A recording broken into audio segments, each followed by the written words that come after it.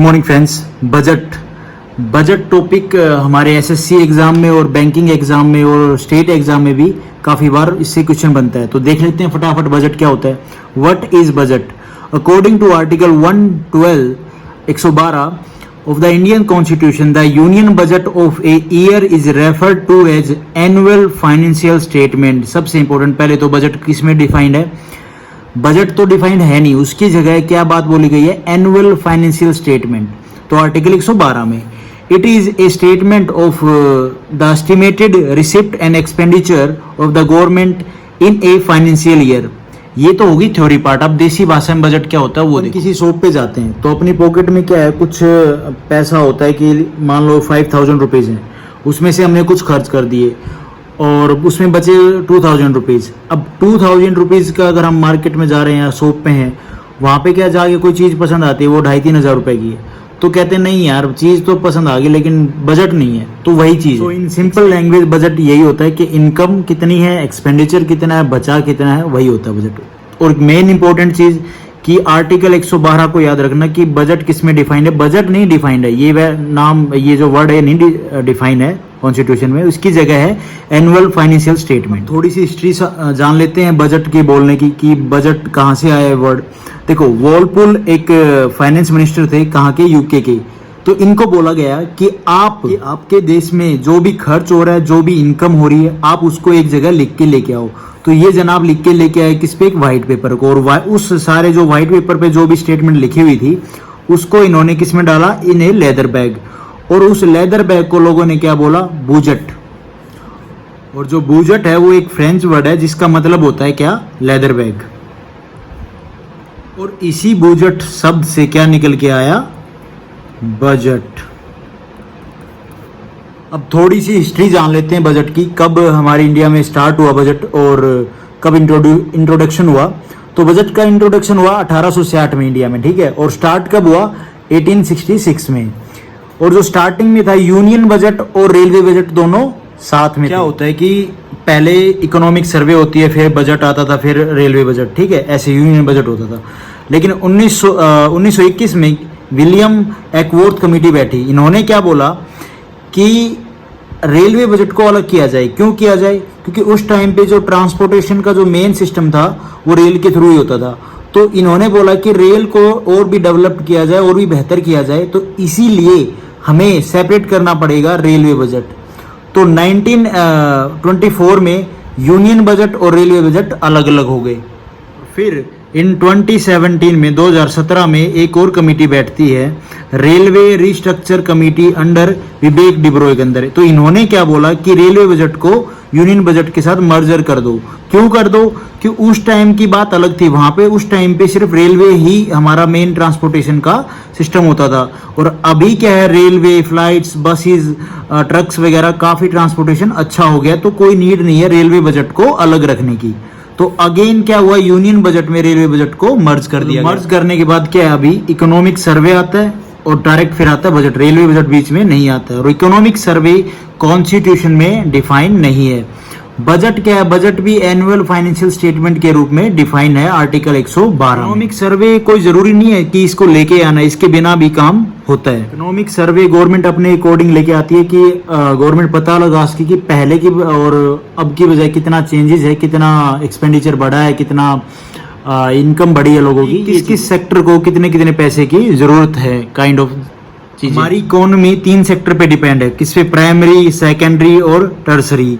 Primary में कौन से? हमारे जो भी नेचुरल रिसोर्सेज हैं, और सेकेंडरी में जो हम मैन्युफैक्चर करते हैं नेचुरल रिसोर्सेज से, और टर्सरी में क्या होता है? सर्विस प्रोवाइड होता है, जो सर्विस सेक्टर। इकोनॉमिक सर्वे इसीलिए किया जाता है कि जो भी हमारे सेक्टर है, किसको ज़्यादा जरूरत है डेवलप करने की, किस में ज़्यादा एम्प्लॉयमेंट क्रिएट किया जा सकता है, और पहले की बजाय कितना उसमें डेवलपमेंट ज़्यादा हुई है सेक्टर में या कम हुई है। तो इसीलिए भी इकोनॉमिक सर्वे किया जाता है। चीज़ जो मैंने आपको बताई, यूनियन बजट अनदर नेम क्या है? Annual financial statement. आर्टिकल 112 में जो बात बोली उसके बाद है बजट को कैसे प्रिपेयर किया जाता है। तो प्रिपरेशन ऑफ बजट, तो बजट को प्रिपेयर करने के लिए ऐसा तो है नहीं कि हमारे फाइनेंस मिनिस्टर हैं डायरेक्ट वो ही प्रिपेयर करते हैं, नहीं, अलग अलग डिपार्टमेंट से इसको प्रिपेयर किया जाता है। तो कौन कौन से डिपार्टमेंट है पहले वो देखते हैं, फिर इनमें क्या होता है वो भी देखेंगे।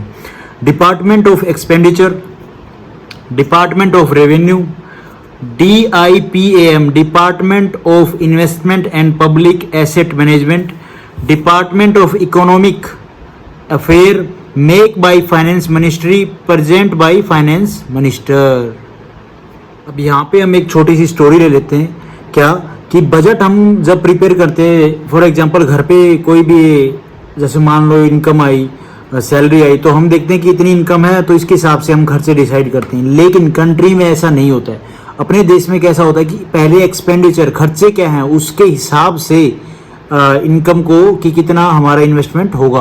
बट कंट्री में कैसा होता है, कंट्री में ऐसा होता है कि एक्सपेंडिचर हमारा कितना खर्च है उसके हिसाब से बताया जाता है कि कितनी हमारी कमाई होगी। और कमाई अगर कम पड़ रही है तो हम क्या करते हैं, देश क्या करता है, उधार लेता है। IMF, वर्ल्ड बैंक, यहाँ से पैसा उधार लेते हैं। तो डिपार्टमेंट ऑफ एक्सपेंडिचर क्या बताता है कि कितना कितना खर्च होना है, और उसके बाद ये लिस्ट चली जाती है किस पे, डिपार्टमेंट ऑफ रेवेन्यू पे। और डिपार्टमेंट ऑफ रेवेन्यू क्या करेगा, वो ये देखेगा कि कितना पैसा कलेक्ट किया जा सकता है और कितने पैसे की और जरूरत पड़ेगी जिसको कलेक्ट करने की आवश्यकता होगी। और डाइपम क्या करता है कि जब हमारी जो इनकम है वो कम पड़ रही है, जो हमारा रेवेन्यू है वो कम पड़ रहा है, तो उधार लेते हैं। उधार तो ऐसे कोई देगा नहीं, कुछ तो रखना पड़ेगा गिरवी। तो गिरवी रखने के लिए डाइपम क्या करता है कि कुछ हमारे एसेट हैं उनको, या फिर कुछ ऐसी जो चीजें हैं उनको गिरवी रख के पैसा उठाता है। उसके बाद जो इकोनॉमिक अफेयर है वो बजट को पूरा प्रिपेयर करते हैं, ये तीनों डिपार्टमेंट अपना डाटा भेजने के बाद। और उसके बाद मेक किसके द्वारा बनाया जाता है, ये फाइनेंस मिनिस्ट्री के द्वारा। और उसके बाद प्रेजेंट किसके द्वारा, फाइनेंस मिनिस्टर। उसके बाद बजट को कब रिप्रेजेंट करते थे, लास्ट डे ऑफ फेब को। लेकिन 2017 से 1 फेब को बजट को प्रेजेंट किया जाता था या डिक्लेयर किया जाता था, ठीक है। Then we go for type of budget. Type of budget में को कितने टाइप के हम बात करेंगे, 4 टाइप की, balance budget, unbalance budget, interim budget और gender based budget. Balance budget की बात करें तो देश में क्या है कि इसका मतलब यही होगा कि जितनी इनकम है उतना ही एक्सपेंडिचर है, इक्वल है दोनों, ठीक है। अनबैलेंस बजट में क्या है, इनकम ज्यादा है एक्सपेंडिचर कम है, या फिर एक्सपेंडिचर ज्यादा है इनकम से, इसको हम बोलेंगे डेफिसिट बजट, और इसको बोलेंगे सरप्लस बजट। ये हो गया हमारा अनबैलेंस बजट। डेफिसिट बजट का मतलब होता है घाटे का बजट, और सरप्लस बजट का मतलब होता है फायदे का बजट। ये अगर दोनों केस को हम देखें कि इनकम कब ज्यादा होगी, तो जिस भी कंट्री में पॉपुलेशन कंट्रोल होगी, पॉपुलेशन सारी मतलब कमाने वाले अच्छे होंगे, टैक्स पे करने वाले अच्छे होंगे, तो उस केस में क्या होगी, इनकम ज्यादा होगी, तो सरप्लस बजट होगा। और एक्सपेंडिचर किस केस में ज्यादा होगा, पॉपुलेशन ज्यादा होगी, अनएम्प्लॉयमेंट ज्यादा होगी, एक घर में 20 लोग रह रहे हैं, कमाने वाला एक है, तो वहां पे क्या है कि बेरोजगारी, तो सरकार के ऊपर लोड पड़ेगा कि उनका वो अपने भाई टैक्स ज्यादा लेगी, और वही टैक्स से लोगों के पास खाना वाना अनाज पहुंचाएगी, तो वो वाला हो गया कि एक्सपेंडिचर ज्यादा है, इनकम कम है देश की। इंटरिम बजट क्या होता है कि ये इलेक्शन के टाइम पे होता है ऐसा केस कि मान लो इलेक्शन का रिजल्ट आया मई में, और बजट हमारे कॉन्स्टिट्यूशन में डिफाइन है कि बजट को 1 फरवरी को फेब को लेके ही आना है, ठीक है। तो वो तो टेम्परेरी बजट होगा, क्योंकि जो उस टाइम पे पार्टी होगी जो काम कर रही है वो अपना बजट लेके आ जाएगी, और वो टेम्परेरी बजट होगा। जब नई पार्टी चुन के आएगी, पावर में आएगी जो भी गवर्नमेंट, वो क्या है अपना नया बजट लेके आएगी उस टाइम पे। तो इसीलिए जो ये इंटरिम बजट होता है ये टेम्परेरी बजट होता है। उसके इस बजट में क्या होता है कि जो गवर्नमेंट है कि वो जेंडर के ऊपर अलग अलग फोकस करे, कि ऐसा नहीं कि एक जेंडर के ऊपर ज्यादा फोकस रहे, वो ज्यादा डेवलप हो, नहीं, वुमेन्स के लिए भी, मेंस के लिए भी, और पर्टिकुलर जेंडर के ऊपर ही सारा काम ना हो, वुमेन्स को भी उतनी ही पार्टिसिपेशन मिले, उनको उनके ऊपर भी इतना ही फोकस किया जाए। उसके बाद है कंपोनेंट ऑफ बजट। बजट बनाने के लिए क्या क्या कंपोनेंट चाहिए होते हैं, जैसे हम नॉर्मल बजट बनाते हैं या अपना बोलते हैं कि हमारा बजट इतना है, तो क्या है, इनकम, एक्सपेंडिचर, सेविंग्स वगैरह, खर्चा कितना है, वो सब देखते हैं। वैसे ही जब देश का बजट बनता है तो क्या क्या कंपोनेंट होते हैं। सबसे पहले इसको 2 तरीके में बांटा गया है, पहला है रेवेन्यू बजट, उसके बाद है कैपिटल बजट। अब रेवेन्यू बजट क्या होता है, रेवेन्यू बजट में क्या होता है कि प्रॉफिट होता है, अर्निंग होती है। तो गवर्नमेंट क्या है, जब बजट बनाती है तो 2 चीजों में डिवाइड कर देती है, एक रेवेन्यू बजट, एक कैपिटल बजट। रेवेन्यू बजट में क्या होता है कि देश में कितनी अर्निंग हो रही है, कितनी प्रॉफिट हो रहा है, जो भी देश में कमाया जा रहा है, तो वो पार्ट यहाँ पे लिखा जाता है, ठीक है। और सेकंड है कैपिटल बजट। कैपिटल बजट क्या होता है, पूंजी बजट। इसमें क्या होता है कि वो पैसा की जो सरकार बोरो करती है, उधार लेती है, चाहे वो एज ए लोन हो, चाहे वो अपने शेयर किसी भी कंपनी के या गवर्नमेंट के जो भी शेयर है उनको बेच के जो भी पैसा है वो पूंजी ले रही है। तो ये हो गया कैपिटल बजट। और उसके बाद रेवेन्यू बजट को सरकार किन दो चीजों में डिवाइड कर देगी, एक एक्सपेंडिचर और एक इनकम में। रेवेन्यू रिसिप्ट और रेवेन्यू एक्सपेंडिचर, ये होगी रिसिप्ट किसकी फॉर्म में, रेवेन्यू रिसिप्ट मतलब इनकम कितनी हो रही है, और रेवेन्यू एक्सपेंडिचर, ठीक है। और रिसिप्ट को भी इसने दो फॉर्म में बांट दिया, किसको, टैक्स और नॉन टैक्स में। और कैपिटल बजट में भी इसको डिवाइड किया गया है, किसमें, कैपिटल इनकम में, कैपिटल रिसिप्ट में और कैपिटल एक्सपेंडिचर में। इसके भी सब पार्ट हैं। देखो ये पार्ट हो गया जिसमें सरकार देश से पैसा कमाती है, चाहे वो इंपोर्ट एक्सपोर्ट जो भी करके, ठीक है, टैक्स से, नॉन टैक्स से जो भी पैसा आता है वो सब। कैपिटल बजट वाला पार्ट हो गया, इसमें क्या करती है सरकार, जो भी पैसा बाहर से उसको उठाने की जरूरत है वो पैसा एज ए लोन की फॉर्म में, एज ए शेयर बेच के अपने जैसे भी उसको पैसा उठाना वो फॉर्म होगी, ठीक है। फिर उसके बाद कैपिटल रिसिप्ट को भी दो पार्ट में डिवाइड किया गया, डेट और नॉन डेट, ठीक है। अब इन जो भी कंपोनेंट है इनको एक एक करके पढ़ते हैं अपन। तो सबसे पहले रेवेन्यू बजट। रेवेन्यू बजट में हम देखेंगे कि हमारी इनकम कहाँ से हो रही है, कंट्री में पैसा कहाँ से कैसे गवर्नमेंट कमा रही है। और उसके बाद देखेंगे हम रेवेन्यू एक्सपेंडिचर। रेवेन्यू इनकम या रिसिप्ट में दो तरह से गवर्नमेंट पैसा उठाती है, कमा रही है, किससे, टैक्स से और नॉन टैक्स से। अब टैक्स में भी दो टाइप हो गई, डायरेक्ट टैक्स और इनडायरेक्ट टैक्स। और नॉन टैक्स में भी हम बताऊंगा कि मैं कौन कौन सी जो चीजें हैं जो गवर्नमेंट नॉन टैक्स के थ्रू पैसा ले रही है हमसे। तो डायरेक्ट टैक्स में कौन सा आ जाता है, income tax, corporate tax, wealth tax, gift और इनहेरिटेंस। और इनडायरेक्ट टैक्स में कौन सा, now all in one GST. ये मैं बताऊंगा आपको डिटेल में कैसे। बिफोर जीएसटी से पहले क्या था, एंटरटेनमेंट में हम टैक्स देते थे, एक्साइज में देते थे, वैट टैक्स लगता था और सर्विस टैक्स लगता था, जीएसटी था, कस्टम था, इंपोर्ट एक्सपोर्ट पे टैक्स लगता था। एक और पॉइंट कि हम न्यूज़ में सुनते हैं कि जीएसटी से इतना पैसा जनरेट हुआ, 1 लाख करोड़ ये वगैरह, तो वो कहाँ से उनको पता चलता है, वो यहीं से पता चलता है। जो सारा ये टैक्स जाता है इसकी रिसिप्ट होती है।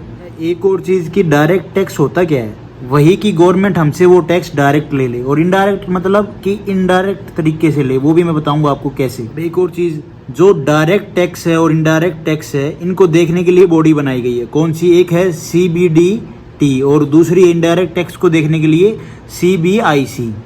आप इनकी फुल फॉर्म देख लीजिए, बाकी मैं आपको एंड में बता दूंगा वीडियो। ये है central board of direct taxes. और उसके बाद डायरेक्ट टैक्स में क्या है, इनकम टैक्स क्या होता है, इनकम टैक्स होता है जो आपकी एनुअल जो इनकम है उसके ऊपर जो टैक्स लग रहा है। उसके बाद कॉर्पोरेट टैक्स क्या होता है, ये टैक्स होता है ग्रुप ऑफ कंपनी के ऊपर लगता है, ठीक है। जो ग्रुप ऑफ कंपनी है वो जो टैक्स पे करेंगी उसको बोलते हैं कॉर्पोरेट टैक्स। गवर्नमेंट को सबसे ज़्यादा जो अर्निंग होती है ना वो कॉर्पोरेट टैक्स से ही होती है। उसके बाद है वेल्थ टैक्स। ये क्या है कि जो जिनकी इनकम हद से ज़्यादा है उनके ऊपर ही लगता है, कि टैक्स के ऊपर टैक्स जो लगता है उसी को बोलते हैं वेल्थ टैक्स। उसके बाद है गिफ्ट टैक्स। गिफ्ट टैक्स क्या होता है कि कोई भी गिफ्ट किसी को 50,000 से ऊपर का दिया जा रहा है तो उसके ऊपर ये टैक्स लगता है। उसके बाद है इनहेरिटेंस टैक्स। ये होता है प्रॉपर्टी के केस में, कि जब कोई प्रॉपर्टी लेता है तो उसकी रजिस्ट्री के लिए ऊपर जो टैक्स लगता है ना उसी में होता है। ये अभी नहीं है, ये ख़त्म कर दिया गया है। उसके बाद है इनडायरेक्ट टैक्स। इनडायरेक्ट टैक्स जो भी ये आपको लिखे हुए हैं ना बिफोर जीएसटी, ये पहले लगते थे, जीएसटी आने के बाद ये नहीं लगते हैं। तो इनको भी एक एक करके देख लेते हैं। इंटरटेनमेंट टैक्स कौन सा होता है, जो हम मूवी वगैरह देखने जाते हैं वहाँ पे जो टैक्स लगता है मूवी के टिकट पे, वही वाला टैक्स हो गया। उसके बाद है एक्साइज टैक्स। ये कौन सा होता है, एक्साइज टैक्स वो होता है जो कोई भी कंपनी कुछ भी मैन्युफैक्चर कर रही है उसके ऊपर जो टैक्स लग रहा है जो प्रोडक्ट है, तो वो होता है एक्साइज टैक्स, ठीक है।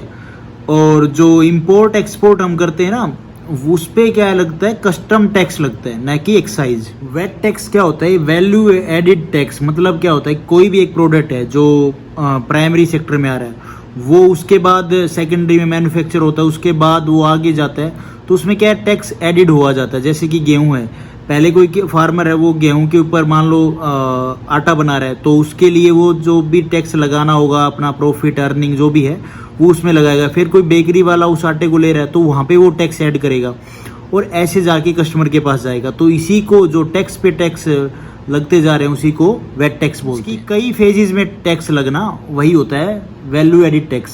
सर्विस टैक्स क्या होता है, ये जैसे किसी होटल में हम जाते हैं तो वहाँ पे वो सर्विस का टैक्स लेते हैं कि भाई इस चीज़ का टैक्स है, एजुकेशन का टैक्स है, ये उस चीज़ का सर्व करने का टैक्स है, काइंड ऑफ टैक्स लगता है, ठीक है। अभी ये 18% था अभी बढ़ गया हो तो पता नहीं। और जीएसटी में तो ये सारे फिर मर्जी हो गए, जो सारे टैक्स हैं वो ऑल इन वन कर दिए किसमें, जीएसटी में। अब हम थोड़ी बात कर लेते हैं इनडायरेक्ट टैक्स में ही जीएसटी की, इसके जो की पॉइंट हैं। क्या होता है GST? Good and service tax. जो सारे मैंने टैक्स बताए ना इनडायरेक्ट टैक्स, वो सारे इसमें जोड़ दिए। कैसे?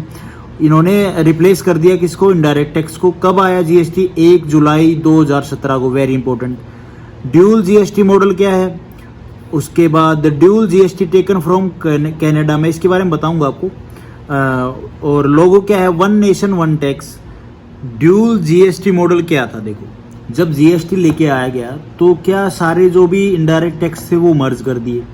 तो स्टेट गवर्नमेंट को क्या है, सबसे ज़्यादा फायदा इनडायरेक्ट टैक्स से ही होता था। जितने भी मैंने टैक्स बताए इनडायरेक्ट टैक्स में, उसमें क्या गवर्नमेंट ने बोला कि सेंटर को कि भैया आप ये सारे टैक्स हटा रहे हो, इससे हमारा प्रॉफिट तो कम हो जाएगा।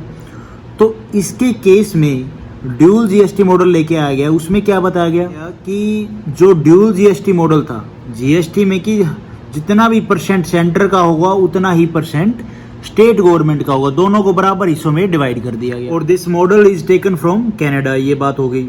लोगो भी हो गया, वन नेशन वन टैक्स। उसके बाद ये मनी बिल की बात कहाँ से आ गई इसमें? तो मनी बिल की बात यहाँ से आ गई कि जब भी कोई नया टैक्स लाया जाता है या कोई भी उसमें प्रोविजन किया जाता है तो उसके लिए मनी बिल लेके आना पड़ता है, उसको पास करवाना पड़ता है। और मनी बिल कौन से आर्टिकल में आता है? तो यहाँ पे पॉलिटी भी ऐड हो गई, आर्टिकल 110 में।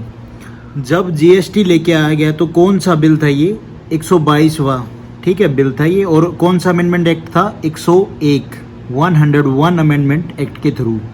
देन जीएसटी को कैसे अप्लाई किया जाएगा, कैसे स्टेट में डाला जाएगा, तो इसके ऊपर भी बात चली कि जीएसटी को 4 अलग अलग टायर में लगाया जाएगा। और वो कौन कौन से टायर थे? 4 फेस कौन से? 4 टायर थे, फेस थे। वो कौन कौन से थे? एक था 5% के फॉर्म में, एक 12% की फॉर्म में, एक था 18% की फॉर्म में, और एक था 28% की फॉर्म में।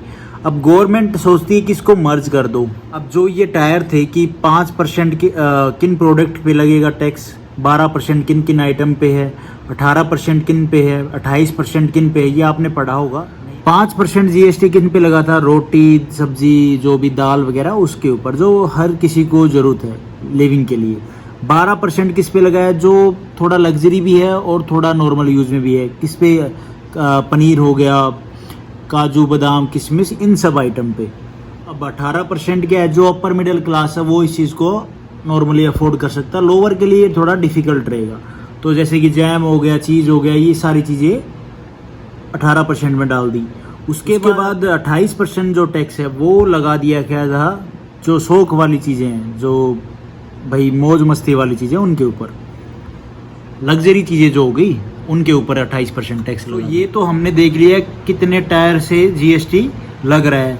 अब हम देखेंगे किस किस तरीके का जीएसटी लग रहा है। तो सबसे पहले जीएसटी का तरीका कौन सा है? एसजीएसटी। ये क्या है? State GST. स्टेट गवर्नमेंट क्या करती है, कितने तरह के इनडायरेक्ट टैक्सेस थे सबको खत्म करके जो जीएसटी लेके आया था, जितने भी इनडायरेक्ट टैक्सेस थे स्टेट गवर्नमेंट पे, उनका क्या जीएसटी में कन्वर्ट करके, मतलब सबको मर्ज कर दिया, और वही था स्टेट जीएसटी। उसके बाद है सीजीएसटी, सेंट्रल जीएसटी। केंद्र सरकार जितने भी टैक्सेस लगाती थी उनको खत्म करके जो जीएसटी आया था वही है सेंट्रल जीएसटी। उसके बाद है आईजीएसटी, इंटीग्रेटेड जीएसटी। जब कोई भी सामान एक स्टेट से दूसरे स्टेट जाता है तो उस पे बराबर का टैक्स लग जाता है, और वो टैक्स क्या है, 2 हिस्सों में बराबर बढ़ जाता है, एक सेंटर में और एक स्टेट गवर्नमेंट। इंटीग्रेटेड टैक्स वही है कि जो भी सामान एक स्टेट से दूसरी स्टेट जाता है उस पे जो टैक्स लगता है दोनों पे अलग अलग, वो आधा आधा बढ़ जाता है सेंटर और स्टेट गवर्नमेंट में। उसके बाद है यूटीजीएसटी, यूनियन टेरिटरी जीएसटी। तो हमने जीएसटी के 4 टायर भी देख लिए और टाइप भी देख लिए, किस टाइप का जीएसटी लग रहा है, कैसे कैसे। एक और टाइप का टैक्स होता है, another tax, STT, security transaction tax. STT में क्या होता है कि कोई भी सिक्योरिटी जब हम खरीद रहे होते हैं, बेच रहे होते हैं, जैसे कि एनएससी, केवी, तो इस पे क्या है, कोई जीएसटी नहीं लगता है। जैसे पेट्रोलियम पे कोई टैक्स नहीं लगता है, डीजल वगैरह हो गया, उस पे कोई टैक्स जीएसटी नहीं लगता है। ठीक है, नहीं है कि पेट्रोल पे जो भी क्रूड ऑयल आता है उस पे टैक्स नहीं लगता है, उस पे लगता है, लेकिन वो मैं बताऊंगा आपको आगे। लेकिन इस पे क्या है, जो जीएसटी इंडिविजुअल पे कमर्शियल उस पे जीएसटी नहीं लगता है। जैसे कैरोसिन है, कैरोसिन पे जीएसटी लगता है, बिल्कुल टैक्स लगता है 5%। तंबाकू वगैरह हो गए, जो ये ऐसे प्रोडक्ट हैं ना, इन पे भी 28% जीएसटी लगता है भाई। उसके बाद है GSTN, good and service tax network. क्या होता है जीएसटीएन? देखो अपन ने टायर वगैरह पढ़े, टाइप पढ़े कि ये तो पता लग गया कि इतना टैक्स है और इस पे लगाना है, लेकिन कैसे लगाना है, लगाने का तरीका क्या होगा? कोई तो प्रोजेक्ट होगा जिसके थ्रू उसको हम अप्लाई लगा सकें। और यही सब करने के लिए किसको लॉन्च किया गया? जीएसटीएन को। जब जीएसटीएन लॉन्च हुआ था तो इसकी ऑथराइज्ड कैपिटल कितनी रखी गई थी? 10 करोड़। ऑथराइज्ड कैपिटल 10 करोड़ रखी गई थी कि इतना पैसा ये एक टाइम में मार्केट से उठा सकते हैं। सेंट्रल गवर्नमेंट ने इसको खोलने के लिए अपना पैसा कितना लगाया था?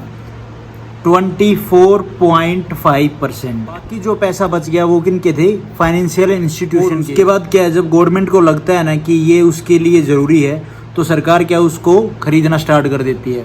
और अभी ये body Holi own by government. इसकी सब्सिडरी सेंटर के पास 50% शेयर, स्टेट गवर्नमेंट के पास 50% शेयर। अब हम आते हैं जीएसटीएन पे कि ये अब होता क्या है, ये क्या करता है? Is provide a network. In simple language GSTN एक ऑर्गेनाइजेशन है जो हमें नेटवर्क प्रोवाइड करती है। नेटवर्क किस टाइप का?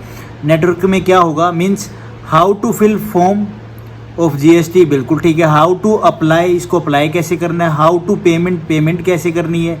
और technical assistance provide to GST. इसकी जीएसटी को जो भी ये टेक्निकल असिस्टेंस प्रोवाइड कर रहा है वो कौन कर रहा है? जीएसटीएन। और अभी जीएसटीएन के चेयरमैन कौन है? अजय भूषण पांडे। एक और चीज है जीएसटी काउंसिल। इसमें कितने मेंबर होते हैं? देखो इसमें 33 मेंबर होते हैं, वो headed by finance minister. All state CM are sitting in this council. जो जितने भी सीएम होते हैं ना हर एक स्टेट के, वो सारे इस काउंसिल में बैठते हैं। काउंसिल का काम क्या है? रिवीजन, रूल कोई भी बनाना है या फिर एक्ट कोई भी बनाना है, एनेक्ट करना है, तो ये सारे काम जीएसटी काउंसिल देखती है। उसके बाद है ई वे बिल। ये कब लेके आया गया? जून 2018 में। ई वे बिल क्या होता है? ये एक E way bill is electronic permit है, ठीक है, काइंड ऑफ इलेक्ट्रॉनिक परमिट है। और कब यूज होता है? Any community from one state to another state with 10 kilometre beyond. E way bill क्या होता है कि जब कोई भी सामान एक स्टेट से दूसरे स्टेट जाता है बियॉन्ड 10 किलोमीटर, तो तब इसको जनरेट किया जाता है। ये पेपरलेस होता है। इसकी लिमिट कितनी होती है? 50,000 रुपये। उसके बाद है HSN कोड। ये क्या होता है? ये 8 डिजिट का कोड होता है। To know about the applicable rate of GST. इसका क्या काम होता है कि अलग अलग जो भी प्रोडक्ट हैं उस पर कितना जीएसटी लग रहा है वो हम जान सकें, जो हमें सेंट्रल गवर्नमेंट ने बताया है। उसके बाद हम पढ़ेंगे नॉन टैक्स। ये जो डायग्राम आपको स्टार्टिंग वाला दिख रहा है सेम वही है। रेवेन्यू बजट हम पढ़ रहे हैं, उसमें रिसिप्ट है, इनकम हमारा, और एक्सपेंडिचर क्या है, और इनकम गवर्नमेंट कहाँ से कमा रही है, टैक्स से, नॉन टैक्स से। टैक्स में हमने डायरेक्ट टैक्स पढ़ लिया, इनडायरेक्ट टैक्स पढ़ लिया। अब हम आते हैं नॉन टैक्स पे। नॉन टैक्स मीन्स कि टैक्स के अलावा कौन सा तरीका है कि हम गवर्नमेंट को टैक्स देते हैं, ठीक है। तो कैसे? जैसे रेलवे में फ़ाइन लग जाता है, जो भी टिकट के ऊपर जो भी फ़ाइन लगाते हैं, भाई टिकट नहीं ली तो वहाँ पे जो पैसा जाता है वो भी किसके पास जाता है? वो लीगली तो जाता है ना, लेकिन उसके ऊपर कोई टैक्स तो लगता नहीं, तो वो कैसे जाता है? गवर्नमेंट के पास, ठीक है।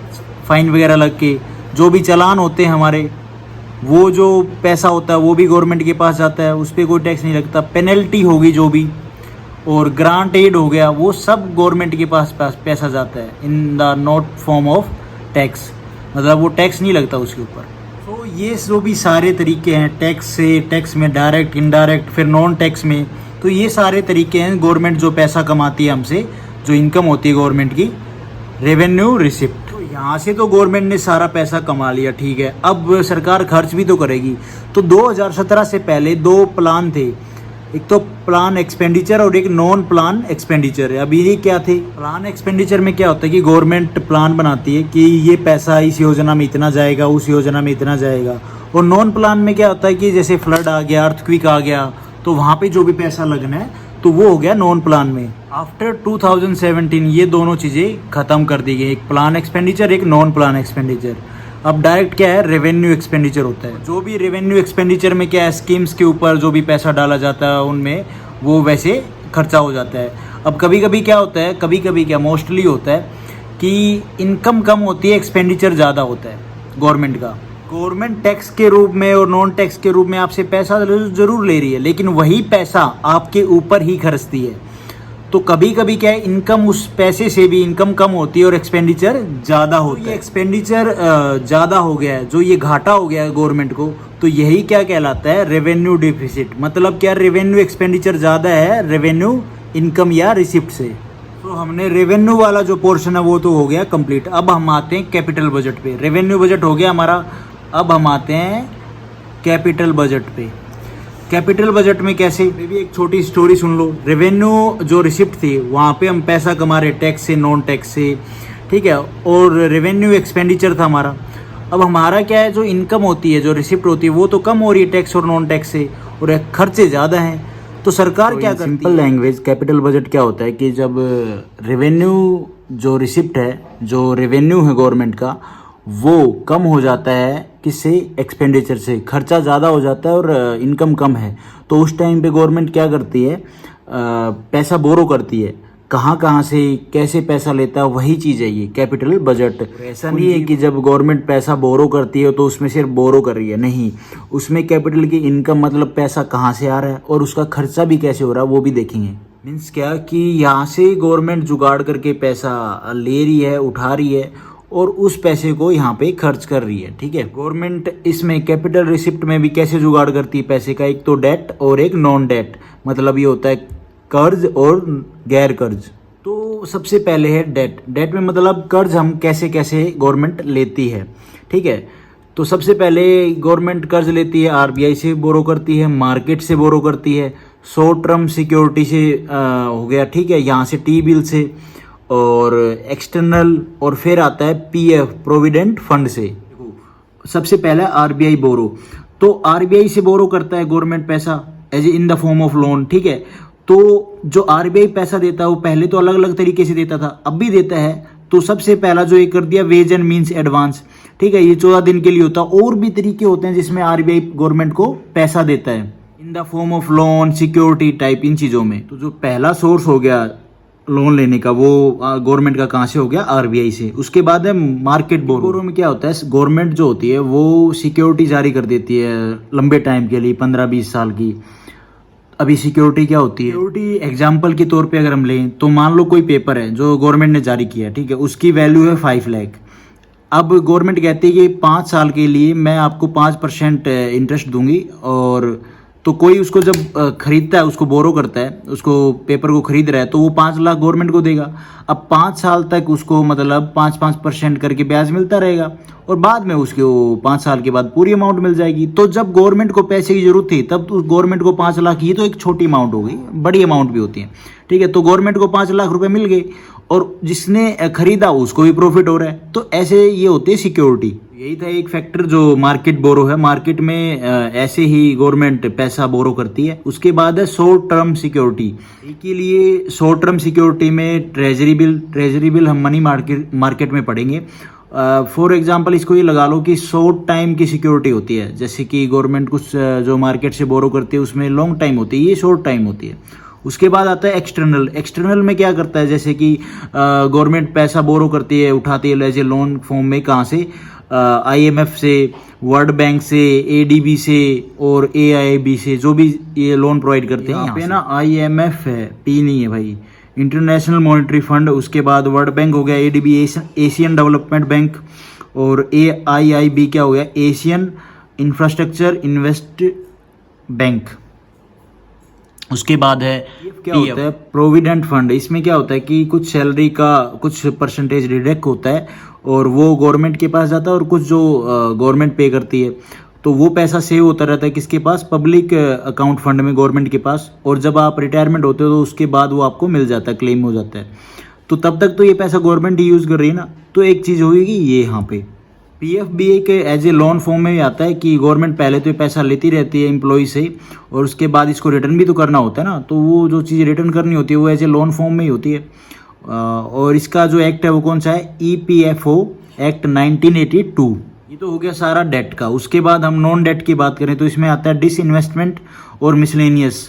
डिसइन्वेस्टमेंट क्या होता है कि पैसा निकालना। कैसे निकालेगी गवर्नमेंट कि जो शेयर है ना उनको सेल कर देती है, जैसे एनटीपीसी का हो गया, ओआईसीएल का हो गया, ओएनजीसी का हो गया, इनके शेयर कुछ मार्केट में बेच देती है। गवर्नमेंट क्या करती है, अपने जो शेयर होते हैं ना वो यहाँ पे इनको बेच देती है, एनटीपीसी को बेच दिया, ओआईसीएल को बेच दिया, ओएनजीसी को बेच दिया। क्या होता है कि गवर्नमेंट के भी तो शेयर होते हैं इनमें, जो भी कंपनियां होती हैं, जो भी गवर्नमेंट कंपनी है, तो उसमें क्या है, गवर्नमेंट के शेयर तो होता ही है, तो चाहे मार्केट में बेच दिया चाहे इन्हीं को बेच दिया, तो ऐसे चलता है। ने कैपिटल रिसिप्ट पढ़ ली है, अभी क्या गवर्नमेंट ने पैसा तो ले लिया, अब खर्चा भी तो करना पड़ेगा, उस पैसे को खर्च भी तो किसी पे करना पड़ेगा।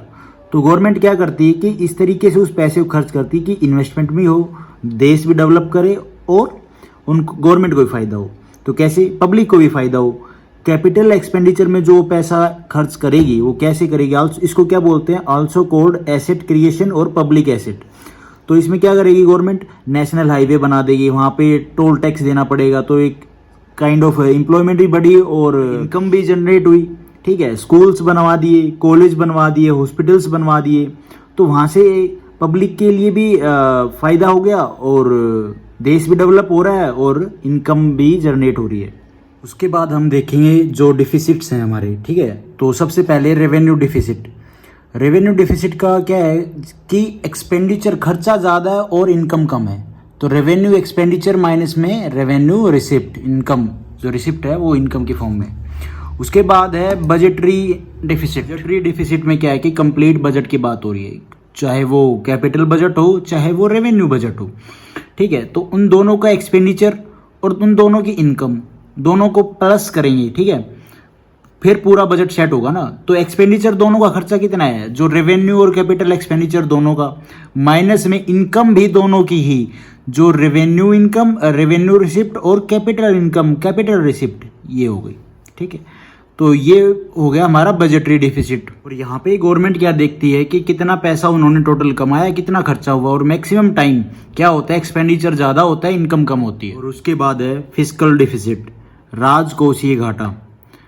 सिंपल सी लैंग्वेज में फिजिकल डिफिसिट क्या होता है, गवर्नमेंट का खर्चा टोटल कितना है और उसका नॉन बोरिंग इनकम, मतलब वो जो हमने बोरो किया था ना कैपिटल बजट में, उसको छोड़ दो, जो गवर्नमेंट बोरो करती है उसको नहीं लेगी, जो कमा रही है एक्चुअल में जो कमा रही है वो वाला पैसा।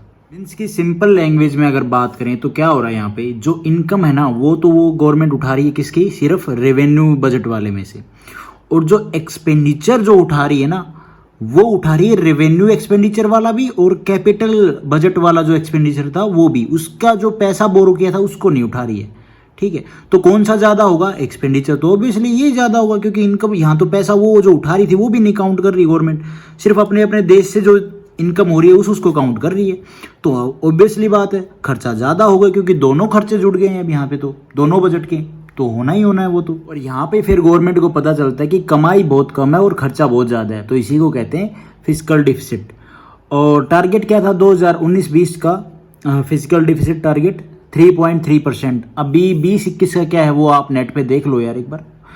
How to decrease physical deficit, इसको डिक्रीज कैसे किया जाएगा, होता है कि फिजिकल डिफिसिट किसी भी कंट्री के लिए बढ़ना ठीक नहीं होता है, तो इसको कम करना था और कम करने के लिए कमेटी बैठी, क्या नाम था कमेटी का, FRBM। इसने क्या क्या बताया कि कैसे कम किया जा सकता है, इसकी फुल फॉर्म थी physical responsibility and budget management, और एक्ट था कौन सा, 2003। कमेटी का बेसिकली काम क्या होता है कि सही समय पर सही सुझाव देना कि कैसे फिजिकल डिफिसिट को कम किया जा सकता है। पहले क्या था कि खर्चा कम करना पड़ेगा, ठीक है, खर्चा कम किया, फिर इंक्रीज टैक्स और इंक्रीज एम्प्लॉयमेंट, जितनी एम्प्लॉयमेंट बढ़ेगी तो टैक्स पे करेंगे गवर्नमेंट को, तो वैसे भी वो इनकी इनकम बढ़ेगी गवर्नमेंट की।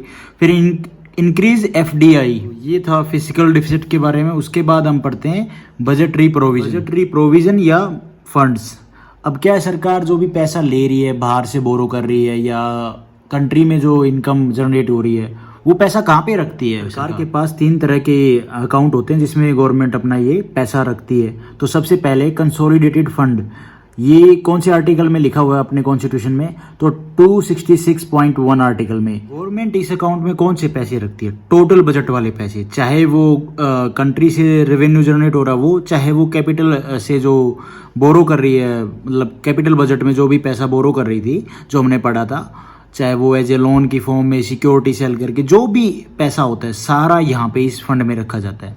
इस अकाउंट में रखा जाता है। इस अकाउंट में रखा जो पैसा है वो कैसे खर्च करना है, किस तरीके से करना है, पैसा कब निकालना है। तो क्या है, गवर्नमेंट जब भी कोई स्कीम लेके आई है, उसमें कोई पैसा लगाना है या फिर कोई सब्सिडी देनी है किसी भी चीज़ पे, तो उसमें क्या है, फिर बिल पास होता है। बिल पास होने के बाद प्रेसिडेंट साहब के पास जाता है और प्रेसिडेंट साहब उससे साइन करके फिर यहाँ से पैसा निकाला जाता है। गवर्नमेंट ये पैसा सिर्फ देश के लिए ही खर्च करेगी, और कब करेगी, जब उसको कोई स्कीम्स लानी है, सब्सिडी प्रोवाइड करनी है, कोई भी ऐसा काम करना है देश के लिए। दूसरा क्या, सबकी रजामंदी, जो भी हाउस हैं दोनों, उनके उसमें पास करवा के प्रेसिडेंट साहब का साइन लगवा के तब ये पैसा निकाला जाता है। सेकंड नंबर पे पब्लिक अकाउंट फंड, ये कौन से आर्टिकल में डिफाइन है, आर्टिकल 266.2 में, ठीक है। और ये क्या होती है, सार्वजनिक खाता निधि। पब्लिक अकाउंट फंड में क्या है, जो जनता का पैसा होता है, जनता के द्वारा इसमें जमा किया जाता है, और गवर्नमेंट इसको एक टाइम पीरियड के बाद ही टच करती है, और उससे पहले नहीं। उसके बाद है कंटिजेंसी फंड, ये आर्टिकल कौन से में डिफाइन है, 267.1 में क्या होता है कि इमरजेंसी पर्पज़ के लिए यूज़ होता है जो भी इसमें पैसा होता है। इसमें जो भी पैसा नहीं होता है, इसमें कितना पैसा होता है, 500 करोड़ हमेशा रहता है। फ्लड आ गया, अर्थक्विक आ गया, या कोई और ऐसी जैसे कोविड वाली इमरजेंसी, तो ऐसे केस में ही ये पैसा यूज़ होता है। और जब इसमें से पैसा यूज़ हो जाता है तो इसमें पैसा कहाँ से आता है, कंसोलिडेटेड फंड से इसमें 500 करोड़ और डाल दिया जाता है। उसके बाद बजट 2020-21 का थोड़ा सा ऊपर से एक बार देख लेते हैं क्या क्या था। बजट 2020-21 की क्या थी main theme, ease of living for all citizen based on 3 prominent theme. कौन कौन सी थीम थी, aspirational India, better standard of living with access of health, education, better jobs for all section of the society, economic development for all, सबका साथ सबका विकास, सबका विश्वास, ये लोगो था।